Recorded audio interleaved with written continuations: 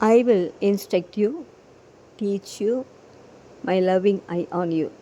So ஆண்டவர் உங்களை போதித்து நீங்கள் நடக்க வேண்டிய வழியிலே உங்களை நடத்தி உங்கள் மேல் தம்முடைய கண்ணை வைத்து ஆலோசனை சொல்லக்கூடிய ஒரு தேவன். ஸோ பிரியமானவர்களே, இந்த காலை வேளையில் ஆலோசனை வேண்டுமா, ஒரு போதனை வேண்டுமா, ஆண்டவர்கிட்ட கேளுங்க.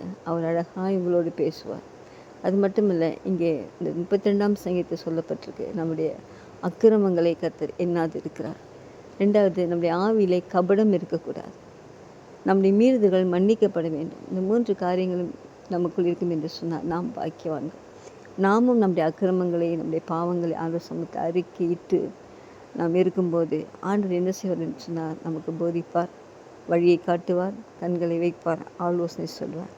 ஸோ அந்த அருமையான தேவன் உங்களோடு இருக்கார். நீங்கள் கவலைப்பட வேண்டிய அவசியம் இல்லை. நான் எப்படி போவேன், என் வழி என்ன ஆகும், ஃப்யூச்சர் என்ன ஆகும், நீங்கள் கலங்க வேண்டிய அவசியம் இல்லை. இவள்